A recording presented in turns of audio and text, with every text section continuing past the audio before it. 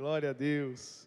Se você puder, abre sua Bíblia comigo em 2 Crônicas, no capítulo 15, no versículo 1. 2 Crônicas, no capítulo 15, no versículo de número 1. Diz assim: Então veio o Espírito de Deus sobre Azarias, filho de Oded, e saiu ao encontro de Asa, e disse-lhe: Ouve-me, Asa, e todo Judá e Benjamim. O Senhor está convosco, enquanto vós estáis com ele. E se o buscardes, o acharei. Porém, se o deixardes, vos deixará. E Israel esteve por muitos dias sem o verdadeiro Deus, sem sacerdote que o ensinasse e sem lei. Mas quando na sua angústia voltaram para o Senhor Deus de Israel e o buscaram, o acharam. E naqueles tempos não havia paz, nem para o que saía, nem para o que entrava, mas muitas perturbações sobre todos os habitantes daquelas terras. Porque nação contra nação e cidade contra cidade se despedaçavam, porque Deus os perturbara com toda a angústia. Mas esforçai-vos, e não desfaleçam as vossas mãos, porque a vossa obra tem uma recompensa.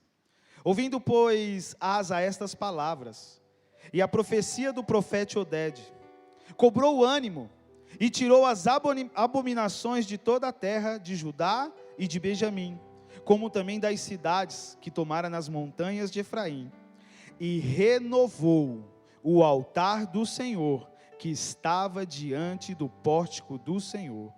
E reuniu todo Judá e Benjamim, e com eles os estrangeiros de Efraim, Manassés e de Simeão, porque muitos de Israel tinham passado a ele, vendo que o Senhor Deus era com ele. E ajuntaram-se em Jerusalém no 3º mês, no ano 15º do reinado de Asa, e no mesmo dia ofereceram em sacrifício ao Senhor, do despojo que trouxeram, 700 bois e 7.000 ovelhas. E entraram na aliança, para buscarem ao Senhor Deus de seus pais, com todo o seu coração, e com toda a sua alma, e de que todo aquele que não buscasse o Senhor Deus de Israel, morresse. Assim, o menor como o maior, tanto homem como mulher. E juraram ao Senhor em alta voz, com júbilo, e com trombetas e cornetas. E todo Judá se alegrou deste juramento, porque de todo o seu coração juraram, e de toda a sua vontade o buscaram, e o acharam, e o Senhor lhes deu repouso ao redor. Amém? Se você puder, feche os seus olhos, ore junto comigo, apresente esse momento a Deus. Pai, em nome de Jesus nós te agradecemos, Deus, por essa alegria, por estarmos aqui juntos, Pai, como família, desfrutando, Deus, da sua presença, da sua graça, da sua misericórdia. Pedimos que o Senhor mais uma vez abençoe nossas vidas, que o Senhor, conforme diz a tua palavra, dê ordem aos teus anjos, para que ministrem, Deus eterno, sobre nossas vidas, para que nos guarde, que nos livre de toda a seta e de toda a obra maligna que possa se levantar contra nós. Que o Senhor tome os nossos corações neste momento, a nossa mente, que o Senhor revele o Espírito por detrás da palavra, Deus, para que possamos viver, compreender e, Deus eterno, estabelecer aquilo que o Senhor preparou para nós. Que a sua palavra nessa noite nos salve, nos cure, nos liberte, nos restaure e cumpra por aquilo que o Senhor está enviando. Que o Senhor, Deus eterno, nos abençoe com todas as sortes e bênçãos, e que o Senhor estabeleça um novo tempo sobre os nossos corações. Assim nós oramos, colocando tudo em tuas mãos e te agradecendo em nome de Jesus. Amém?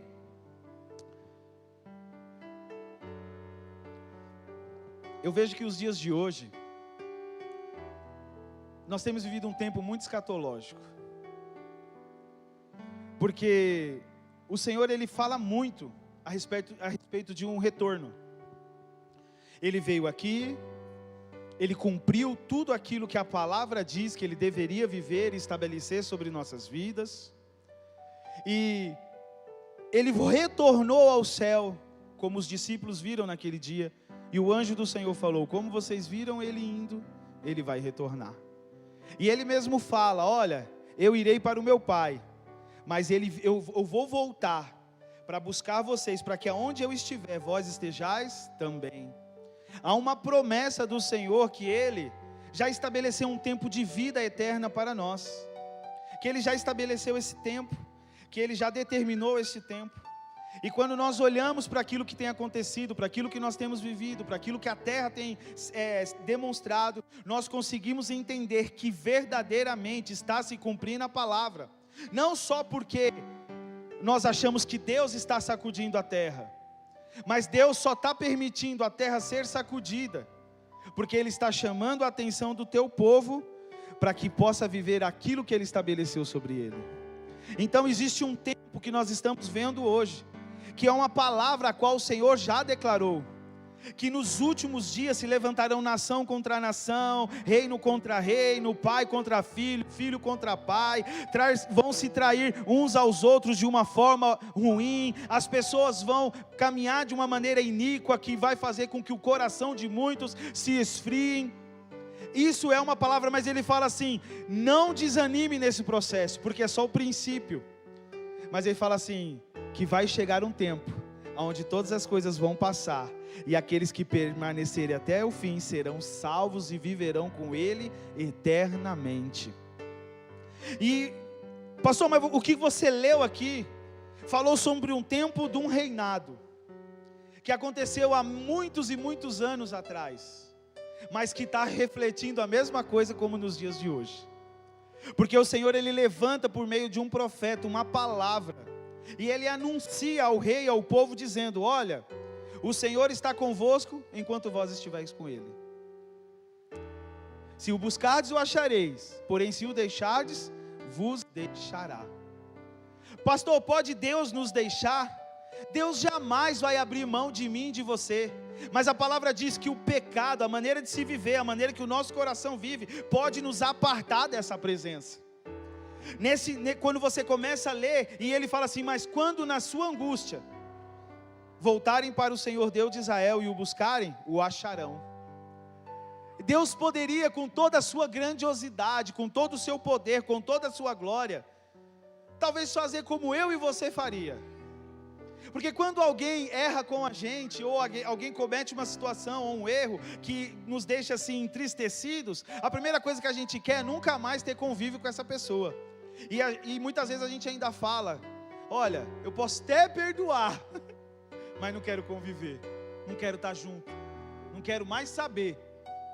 Diferente de Deus, que Ele anuncia e fala: se vocês estiverem comigo, eu vou estar com vocês, mas se vocês não estiverem, eu também não vou estar. E se eu não estiver, as coisas vão ficar feias, como ele vai continuar declarando no texto, que eles estavam sendo perturbados. Veja só, ele fala: naquele tempo não havia paz, nem para o que saía, nem para o que entrava, mas muitas perturbações sobre todos os habitantes. Você viu que a falta da presença de Deus manifesta na vida das pessoas? E não é que Deus quer se afastar das pessoas, ou que elas vivam em perturbação. Não, é que a maneira que nós nos distanciamos de Deus faz com que essas perturbações comecem a acontecer na terra.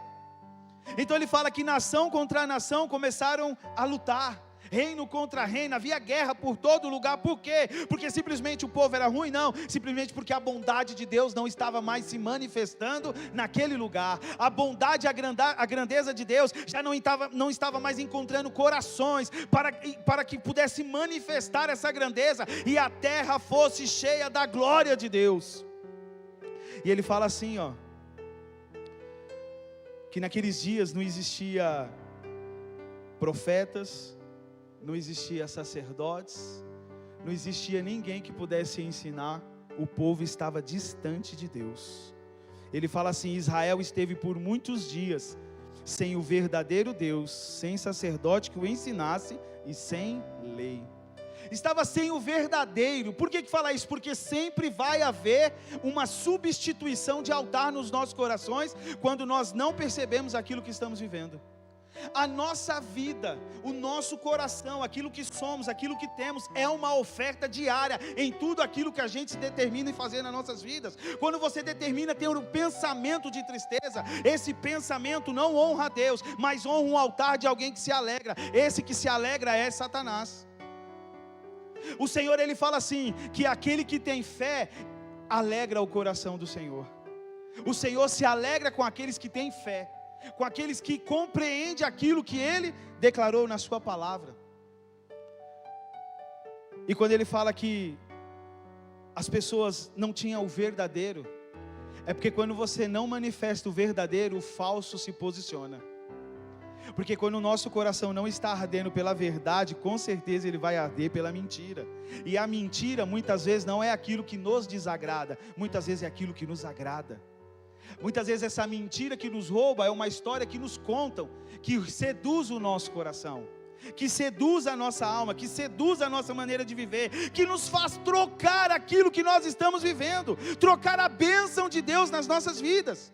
Você vê, às vezes a pessoa vem aqui no altar, diante de várias testemunhas, diante do pastor, põe a mão na Bíblia, fala: eu juro que eu vou viver com essa pessoa para sempre, eu vou casar com ela, é na doença, é na saúde, é na tristeza, é na alegria, é todo momento eu vou viver com ela. Mas acontece um problema, ela logo é seduzida por aquilo que está acontecendo, e ela larga o seu juramento.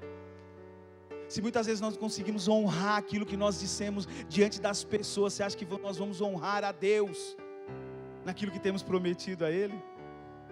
Por isso que Ele fala: olha, se vocês estiverem comigo, eu vou estar com vocês, mas se vocês se afastarem, não é que eu vos deixarei, é porque não tem como, vocês precisam ter uma posição para se achegar a mim, e todo aquele que se achega a mim me encontra.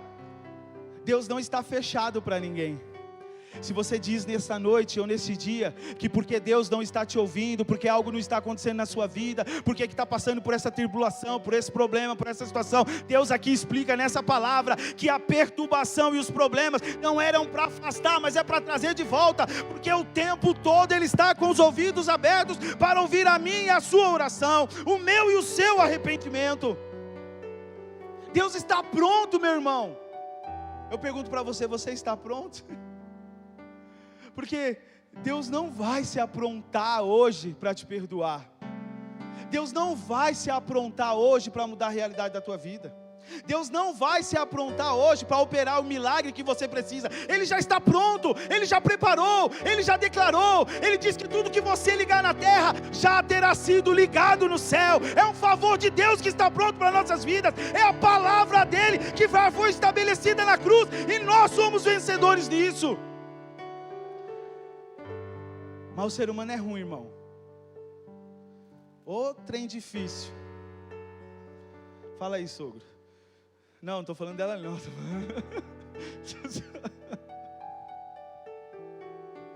Ai. Olho para minha sogra, eu fico feliz.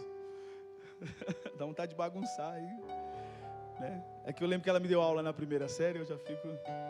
Eu falo para ela, tive que fazer reforço na primeira série. Não aprendi nada.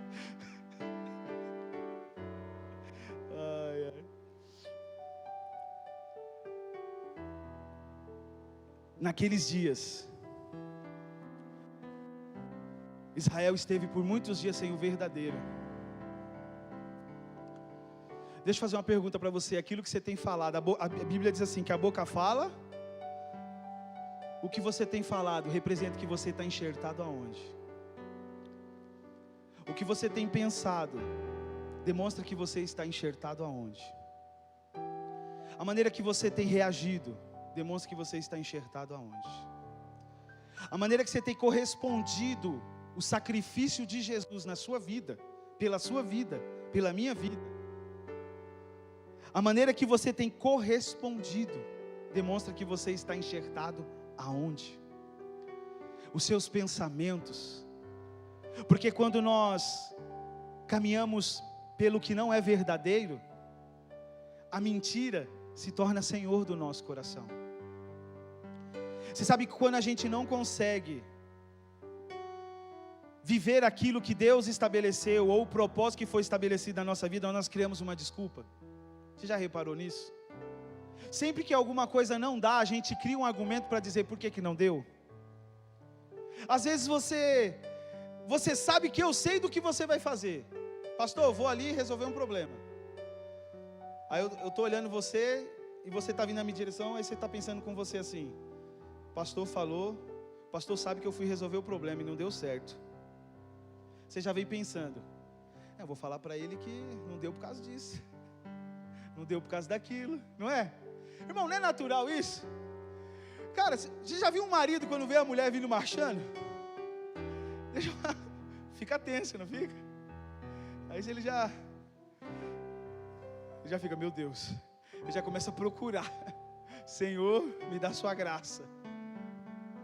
Você já viu uma mulher, quando ela vê o semblante do seu marido, ela já vai criando, né? Então então quando nós não estamos aliançados ao verdadeiro, a mentira ocupa lugares na nossa vida. Então quando o Senhor está falando assim: olha, Israel esteve por muitos dias sem o verdadeiro Deus, sem sacerdote que o ensinasse, sem lei. Veja, não é que Deus arrancou todo mundo de lá, mas isso que era importante já não era prioridade. Você sabe que quando uma coisa não é prioridade no nosso coração, ela perde o valor. Ela já não tem mais a mesma pegada em nós. Já não funciona como funcionava antes. Então veja, quando já não tem mais aquele ânimo para trabalhar, você já não quer acordar da maneira que você acordava. Quando você começa um trabalho que você precisa muito, 5 horas da manhã o relógio vai despertar, você levanta antes, fala: olha, 1 minuto antes. Quando você não está bem, quando você já não está caminhando, como aquilo já não causa mais, o seu coração já não está mais aquilo, é 5h30, dá 6 horas, você fica: mais 5 minutos, mais 5 minutos, mais 5, né? Até perder a hora. Já não faz muito sentido. E logo o nosso coração permite que outra situação venha assumir o lugar. Quantos corações, nesse tempo, os corações estavam assumindo outros lugares, estavam se derramando em outros altares, estavam buscando outras coisas, estavam se saciando de uma outra maneira, a ponto que os profetas e sacerdotes se enfraqueceram naquele tempo, a ponto de não ter o que falar para o povo. Deixa eu fazer uma pergunta para você, sacerdote de Deus, você que foi levantado pelo Senhor, que recebeu a unção sobre a tua vida, o teu chamado, o que você tem declarado sobre essa terra, por onde você tem andado, com aquilo que Deus entregou na tua mão? O que você tem anunciado? O que você tem manifestado da presença de Deus? Pelo que eu entendo, a palavra diz lá em 1 Pedro, que Ele nos fez reis e sacerdotes sobre essa terra. Eu e você fomos levantados num lugar muito grandioso, e lá fomos feitos reis e sacerdotes do Senhor, não só naquele reino, mas nessa terra ainda. O que você tem manifestado, profeta? Veja, já não via mais essa manifestação. E naquele tempo não havia paz. Nós olhamos para o lado hoje, meu irmão, parece que nem a gente mais tem paz. Quanta tribulação não se levanta, né? E sabe que a gente pensa que sempre o atribulado é o outro? É verdade. No nosso coração é sempre alguém que está fazendo mal para você. Mas se você for parar para se assistir, o que você vai encontrar? O que você vai ver?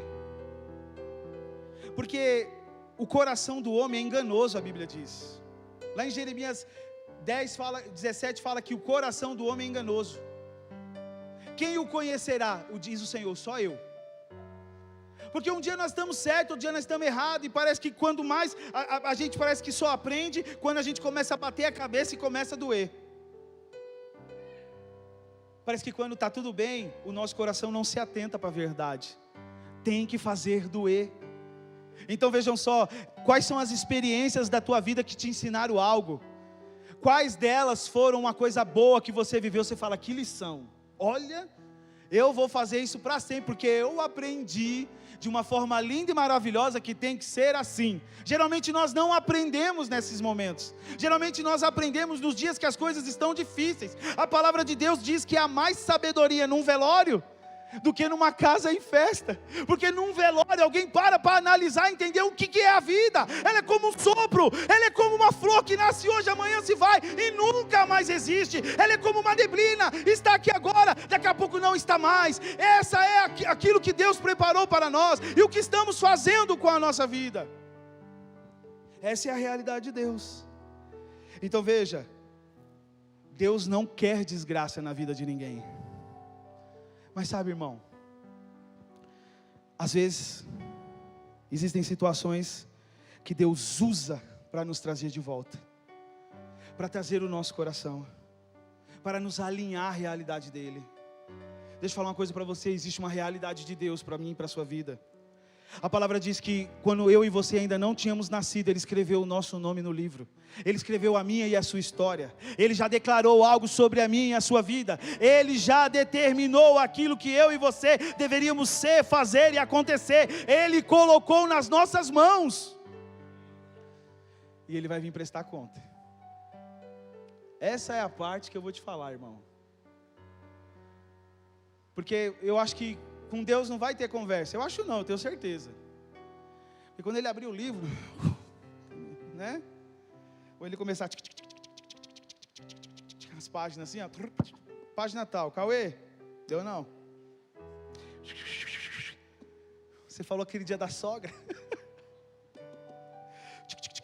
Mas aqui sua coroa cresceu, porque tua sogra é só Jesus, brincadeira. Achou eu descontei, né?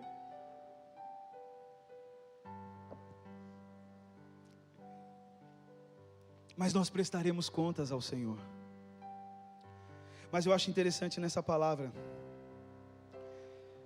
que diz que lá no versículo 8: ouvindo pois Asa essas palavras e a profecia do profeta Oded, cobrou ânimo e tirou as abominações de toda a terra. E Judá e Benjamim, como também as cidades que tomara nas montanhas de Efraim, e renovou o altar do Senhor que estava diante do pórtico do Senhor. Veja, ouvindo pois Asa essas palavras, a profecia, cobrou o ânimo e tirou as abominações. O que é abominável para Deus? O que é abominável para o Senhor, você pensa? Porque na lei se dizia que aquele que era encontrado em adultério, esse era punido. Mas aí Jesus vem no tempo da graça e fala: olha, lá era quando pegava, aqui é só pensar. Aqui é só pensar. Ele falou assim: olha, lá alguém, quando ele matava a pessoa e era anunciado o crime, essa pessoa pagava. Aqui não. Aquele que feriu seu irmão em oculto já é um assassino. Né? Na graça ele fala: só de você falar mal do teu irmão, você feriu ele oculto, você é um assassino. Então a abominação não é aquilo que os nossos olhos entendem que é ruim, mas é aquilo que aparta o nosso coração da presença de Jesus. Tem muita coisa que parece que para mim e para você não é abominável, mas aos olhos de Deus nos faz ser abomináveis na presença dEle. Vejam só, Deus muitas vezes Ele vai em direção a mim e a você e não encontra o nosso coração. Deixa eu falar uma coisa para você: doença é abominável, coisas, matar, roubar, é o que muita gente pensa. Mas quando, veja só, um casal, quando o coração da mulher vai de encontro ao marido e não encontra, isso faz com que ela se torne uma pessoa entristecida com aquele marido. Quando aquele marido vai encontra a sua esposa e não encontra o seu coração, isso faz com que o seu marido fique entristecido com a sua esposa. Muitas vezes nós pensamos que a abominação é simplesmente matar, roubar ou fazer um crime abominável aos olhos de Deus. Não, existem coisas que manifestamos nos nossos dia a dia que se tornam abominação. Qual? Quando o nosso coração não está pronto para se encontrar com o Senhor e fazer do céu e a terra um só lugar para Deus caminhar. Quando Deus não nos encontra fazendo aquilo que Ele nos chamou para fazer. Quando Deus não nos encontra no lugar que Ele estabeleceu para nossas vidas. Ele vai falar para aquele servo, ele fala: olha, o que você fez com o que eu te dei? Ele fala: multipliquei, servo bom e fiel. E você? Multipliquei também, eu estava lá, eu fiz o que o senhor falou para fazer. Ele: ótimo, servo bom e fiel. E você? Eu não, eu guardei porque vai que eu perco. Ele falou: servo infiel. Você não estava no lugar que eu falei para você, estava fazendo o que eu falei para você fazer. Veja, Deus viu aquilo como uma abominação. Apartai-vos de mim, lançai nas trevas exteriores, simplesmente pelo fato de não estar fazendo aquilo que Deus mandou fazer.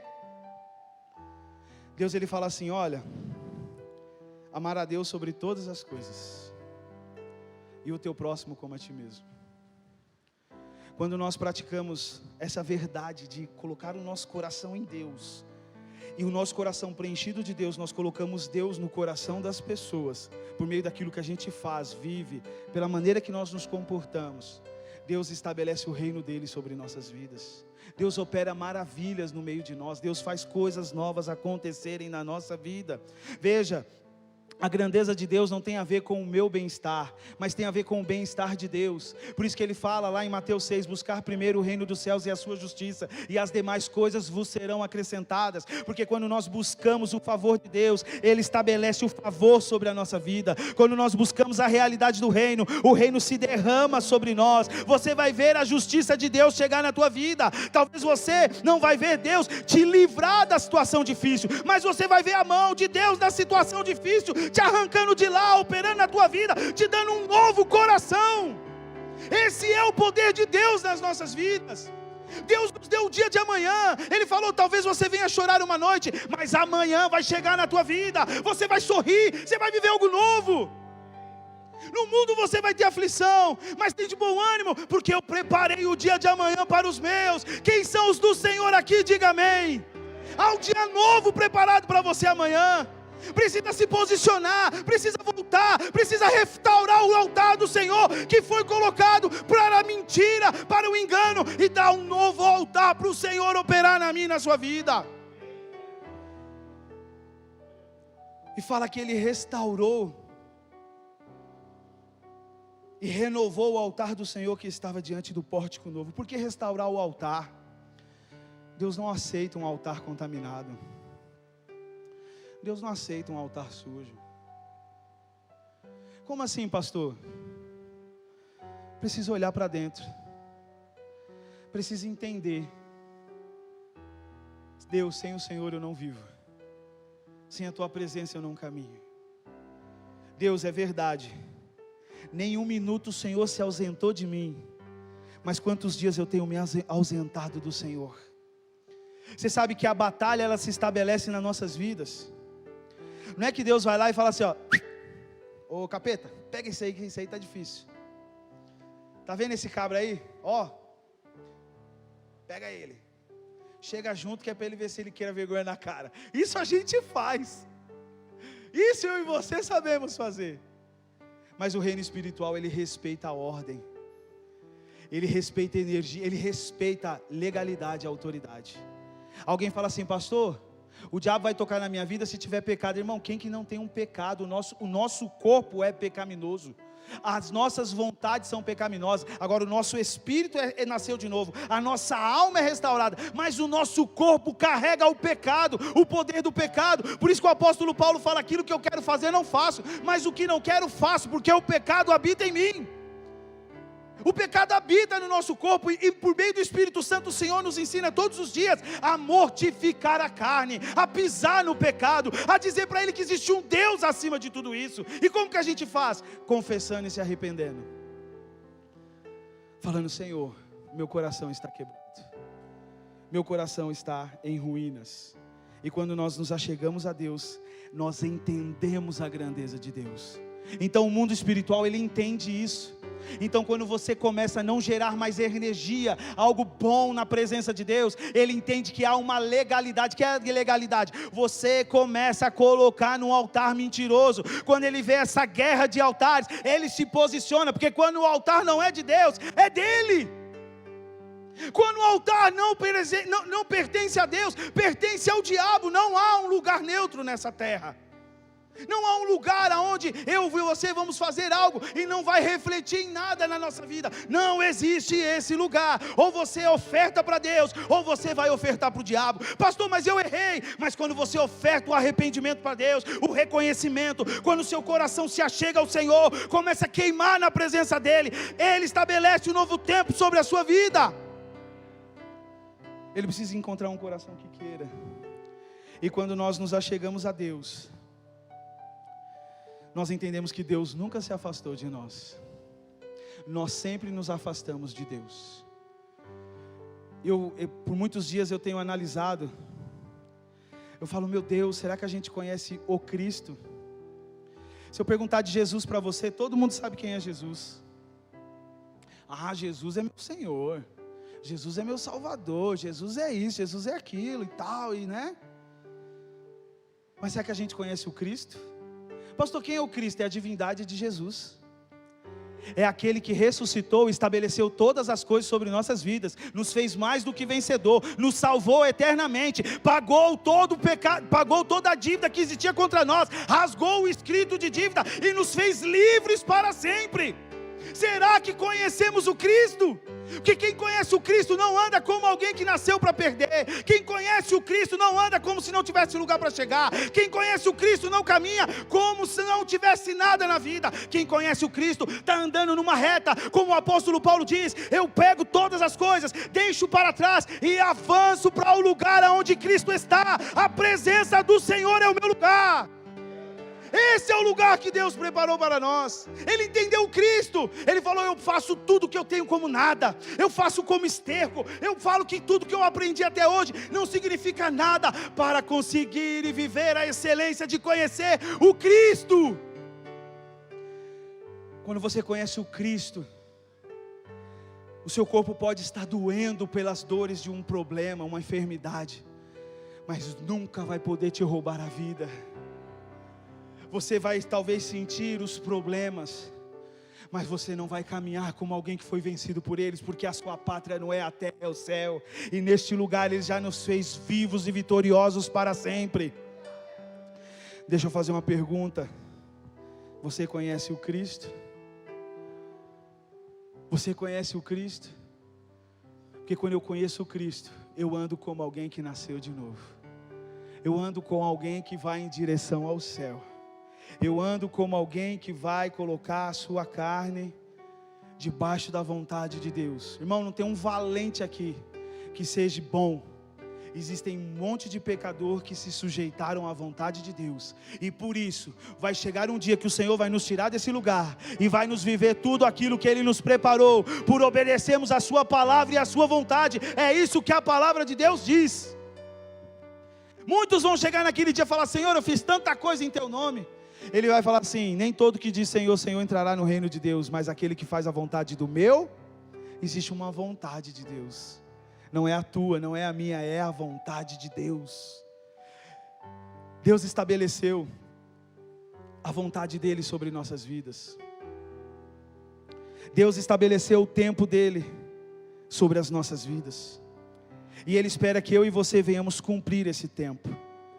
Então quando o rei escuta essa palavra, ele fala, gente, não é tempo de parar, não é tempo de desanimar, não é tempo de retroceder, é tempo de avançar. Fala, Senhor, mas o altar está quebrado, mas Deus vai nos dar condições de restaurar esse altar. Ele só precisa de um coração em chamas, que queira arder sobre esse altar, e o altar se faz novo na nossa vida. E quando o povo entende essa mensagem, diz que todos começaram a se juntar e pegar o que tinha. Olha que interessante, ofertaram a Deus, e no mesmo dia oferecerem sacrifício ao Senhor do despojo que trouxeram, 700 bois, 7 mil ovelhas. Lá vai o pastor pegar meu dinheiro. Não, é que representava o desprendimento. Voltei. Talvez a sua oferta hoje não é ovelhas, não é dinheiro, mas é um coração quebrantado na presença de Deus. Diz que Ele ama um coração quebrantado e contrito. Deus corresponde os apaixonados, os que fervem na presença dEle, dizendo: Deus, eu fui chamado para te exaltar, eu fui chamado para te adorar, eu fui chamado para caminhar na sua presença. Quando eu olho para essas palavras, eu consigo entender o que estava no coração do apóstolo Paulo. Que, irmão, ele tomava uma surra, ficava como morto. Quando ele abria o olho, falava assim: bom, aqui não é o céu, então não é hora de parar. Sacudia o pó, levantava e saía para pregar o evangelho, meu irmão. Isso é quem entendeu quem é o Cristo. Isso entregou a sua oferta como a maior oferta que essa terra pode receber. Um coração contrito, um coração quebrantado, um coração apaixonado pela vontade de Deus. E ainda dava ânimos para as pessoas: vamos lá, se levante, anime-te. A tribulação é algo ruim, mas na mão de Deus se torna algo bom para nos fazer melhor por o reino dos céus. Nós vamos caminhar para esse reino como nós não caminhamos, vamos chegar lá como nunca imaginaríamos chegar. E eles colocam aqui: entraram na aliança de buscarem ao Senhor Deus de seus pais, com todo o seu coração e com toda a sua alma, e que todo aquele que não buscasse ao Senhor Deus de Israel morresse. Assim o menor como o maior, tanto o homem como a mulher. E juraram ao Senhor em alta voz, com júbilo e com trombetas e cornetas. E todo Judá se alegrou deste juramento, porque de todo o seu coração juraram, e de toda a sua vontade o buscaram, e o acharam, e o Senhor lhe deu repouso ao redor. Pastor, mas jurar, tem gente que jura tão juradinho e nada muda, né? Você jura juradinho? Juro, vira as costas e acabou. Não é esse juramento que ele está falando. É um juramento de consciência. Quando eles falam que morram aqueles que não entenderam o propósito, não é que eles vão sair matando as pessoas, não. É porque eles entenderam: se não for pelo Senhor, não tem vida. Se não é em Deus, não tem como sobreviver. Se não é no Senhor, não tem como caminhar, não há vida. É se declarar morto nessa terra, é declarar alguém sem vida, sem nada, alguém que não carrega a vida de Deus nele. Então, quando eles entenderam o propósito e juraram, eles se alegraram, porque houve uma conscientização de quem eu sou, de quem Deus é, o que Ele fez na minha vida. Se você não sabe quem você é o filho de Deus. Ele foi no mais profundo do abismo para salvar a minha e a sua alma. Ele levou o preço de pecados horríveis e tenebrosos. Ele convive todos os dias com a minha e com a sua natureza terrível, mas Ele não abre mão de nós. Quando o Senhor morreu naquele dia, Ele não morreu achando que nós poderíamos surpreender Ele hoje com o nosso pecadinho, não. Ele olhou o meu e o seu coração. Ele entendeu como eu e você viraríamos as costas, desistiríamos no dia de amanhã, seríamos pesados com as palavras, seríamos horríveis com as nossas atitudes, mas Ele morreu para me fazer, eu e você, como filhos dEle eternamente. E por isso o Senhor vai nos pegar como filho, e muitas vezes vai permitir as guerras, as lutas, os problemas, porque Deus quer nos transformar por todas essas coisas. Mas Deus criou a guerra? Não. Eu crio quando eu me afasto da presença de Deus. E como que eu me afasto da presença de Deus? Quando eu começo a trocar o meu altar. Tem gente que construiu um altar, ídolos. Falou que eles tiraram as abominações do meio deles. Tudo aquilo que a gente faz sem Deus. Tem muita coisa que a gente faz sem Deus. Pastor, o que é iniquidade? Fazer alguma coisa para Deus sem Deus. Fazer alguma coisa para o Senhor sem o Senhor. Fazer alguma coisa na vida sem Deus estar presente. Sem Deus te respaldar. Você se tornou um iníquo na presença de Deus. Porque Deus tem um propósito estabelecido sobre nossas vidas, sobre o nosso coração. O que o Senhor fez na cruz foi nos trazer de volta. Ele nos trouxe para o lugar que Ele nos criou. Ele morreu por nós porque Ele nos trouxe de volta à sua presença. E Ele não vai abrir mão de mim e de você. Por isso que Ele permite situações e dias para que chamar a nossa atenção, para dizer: ei, voltem a arder na minha presença, volte a me buscar. Eu quero novo fogo nesse altar que eu estou colocando diante de vocês. Jesus é um altar que se renova a toda manhã na minha e na sua vida. Começa a queimar na presença de Jesus. Já não oramos mais com a intensidade que orávamos. Já não temos mais as motivações de acordar para orar, de ler a palavra, de entender, de caminhar, de fazer, de compreender, de estar da presença de Deus. Sempre alguma coisa tem nos tirado deste lugar, sempre alguma coisa tem assumido o lugar que era o lugar do altar do Senhor na nossa vida. Às vezes é uma festa, às vezes é uma brincadeira, às vezes é uma maneira de viver, às vezes é alguma coisa que tomou o teu coração e não te dá tempo, porque é precioso para você.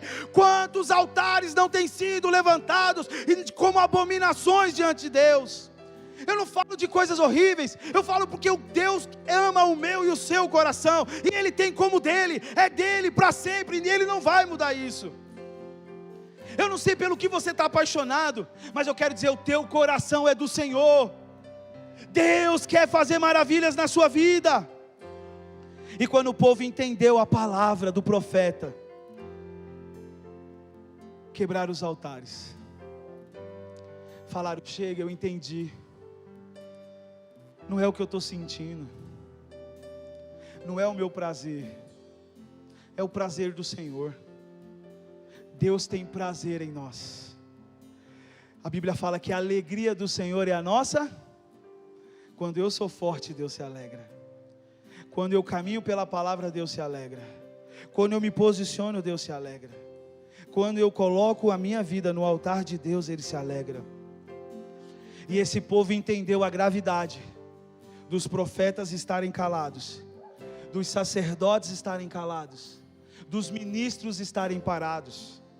E naquele momento, eles entenderam o prejuízo de já não se proclamar mais a palavra, já não se declarar mais a palavra, que o silêncio que nós temos carregado diariamente é um prejuízo muito grande. Como deveríamos nos levantar como profeta e dizer, Deus vai estabelecer um novo tempo sobre este lugar, porque assim é o nosso Deus. Quantos profetas não se calaram dentro de casa? Quantos sacerdotes e sacerdotisas não se calaram dentro de casa?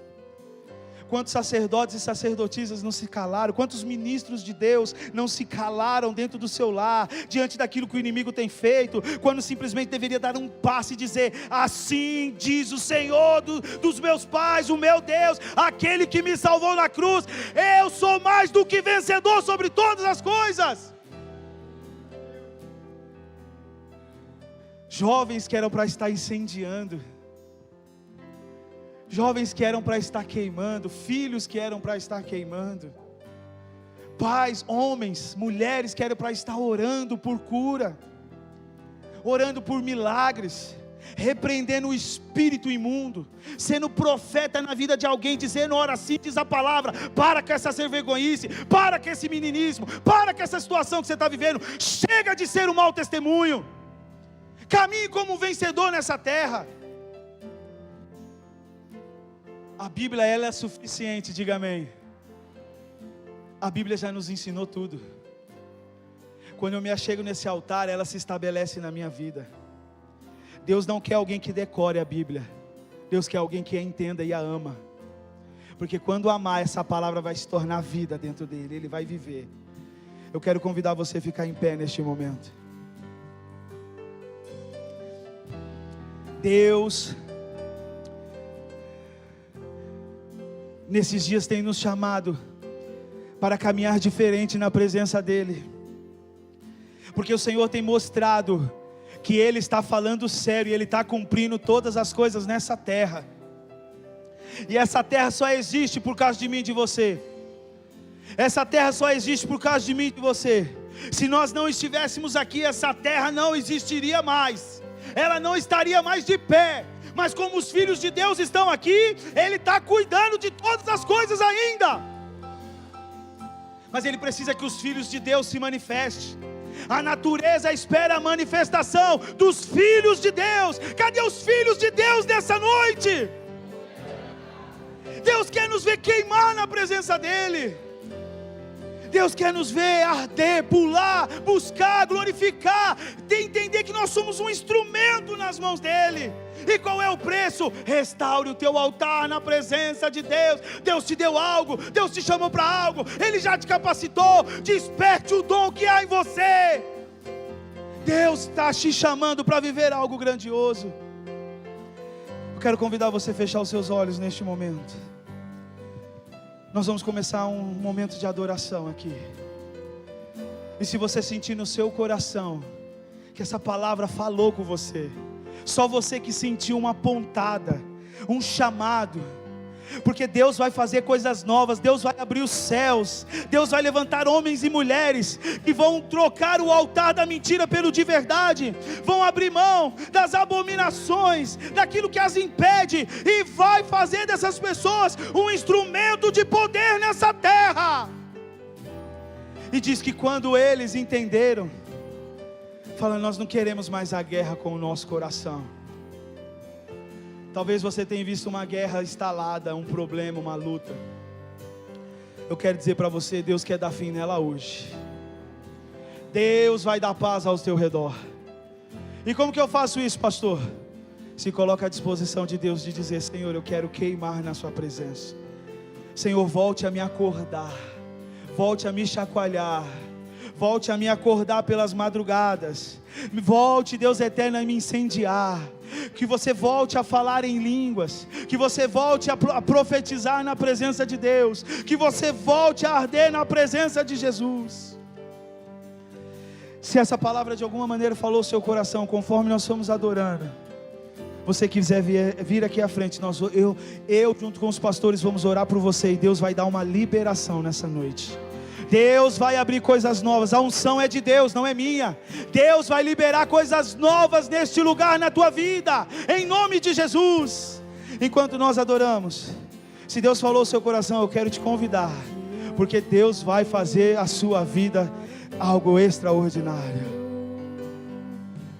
Se a minha alma se perder sem ti, Senhor,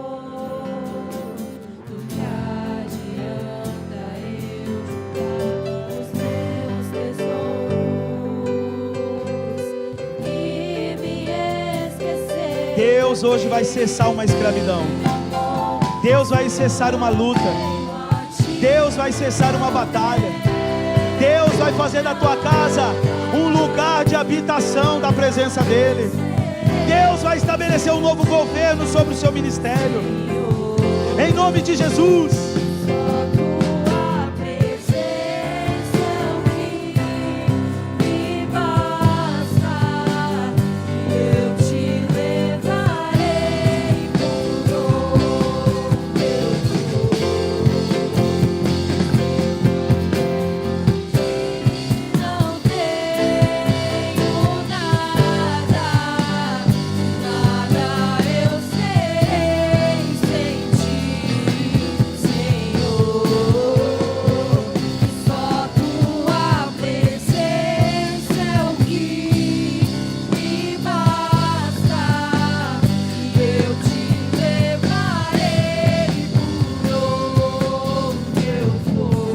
Aleluias. Deus vai levantar aqui do monturo homens e príncipes, princesas, ministérios. Deus vai liberar unção de cura, de libertação. Deus vai começar coisas novas. Deus vai te despertar para coisas maravilhosas. Deus vai abrir tua visão, teu coração. Deus vai fazer algo novo na sua vida, creia nisso. Você vai receber essa oração, e eu quero que você, no seu coração, aponte para o Senhor isso que Deus está anunciando em você. E eu tenho certeza que o Senhor vai fazer coisas novas na sua vida, em nome de Jesus. Ore e receba essa oração agora. Pai, em nome de Jesus nós oramos, Deus, colocando cada coração aqui na sua presença, porque sabemos que o Senhor, Deus, está estabelecendo um novo tempo, um novo altar, algo novo, Deus, sobre nossas vidas. Eu quero declarar nessa noite que haverá um despertar de vida, um despertar de coisas novas. O nosso coração vai estar antenado com Deus, Jesus. Deus vai levantar homens de guerra, mulheres de guerra neste lugar. Deus vai estabelecer vencedores.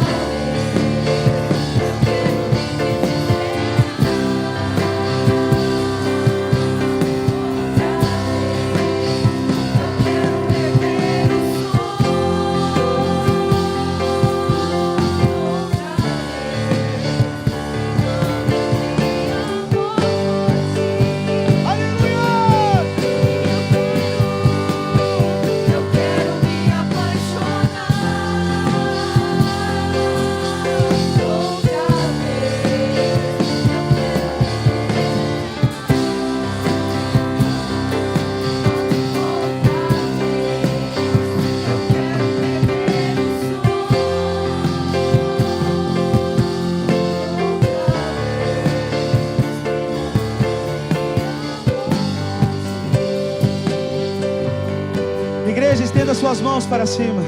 Comece a glorificar este Deus poderoso. Fala para o Senhor, fala: Senhor, há tempo do Senhor me despertar nesses dias. É tempo do Senhor me levantar como profeta neste lugar, nessa terra.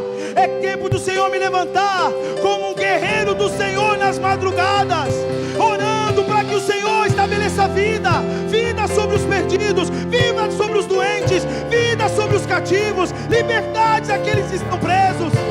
Começa a declarar nessa noite, fala: Senhor, começa a avivar o meu coração com a sua presença. Fala: Senhor, eu quero me apaixonar, Deus eterno, de novo. Eu quero perder o fôlego na sua presença. Eu quero cantar diante do Senhor. Eu quero viver coisas novas. Aleluia, declare isto nessa noite.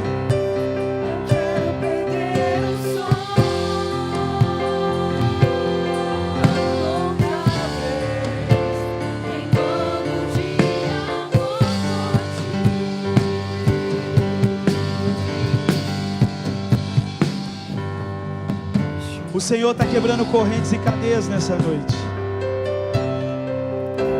Eu estou orando para que os anjos do Senhor visitem cada um de vocês, cada um de nós, e venha nos chacoalhar pelas madrugadas, para orar, para clamar, para sermos avivados.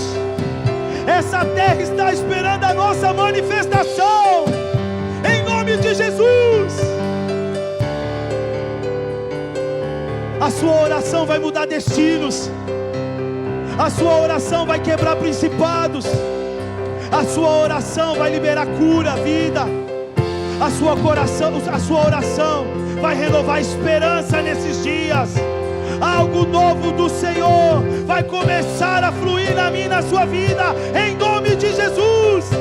Você que recebe isso na sua vida, aplauda o Senhor bem forte. Glorifica Ele, exalte a Ele, cante a Ele nessa noite.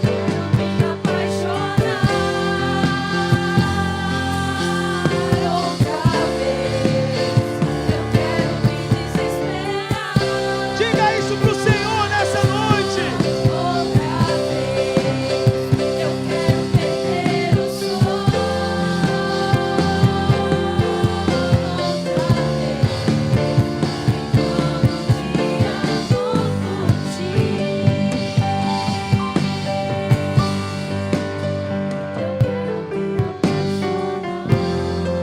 Em nome de Jesus, Deus vai abrir seu coração. Se prepare, igreja. Há um novo tempo de Deus sobre a minha e sobre a sua vida. Deus está mudando altares nessa noite. Deus está quebrando altares que não pertencem a Ele. Deus está restaurando altares aqui nessa noite. Novos altares estão se levantando. Deus está acabando com a guerra de altares na sua vida. Só há um altar que vai arder nesses dias. É o altar do Senhor. Nesses dias nós veremos os jovens queimando neste lugar de amor por Jesus. Nós vamos ver os homens e mulheres sonhando e profetizando. Os céus vão se abrir em nome de Jesus. E o nome do Senhor será exaltado no meio de nós. Deus vai restaurar seu ministério, sua vida, em nome de Jesus. Você que recebe, aplauda ao Senhor mais uma vez.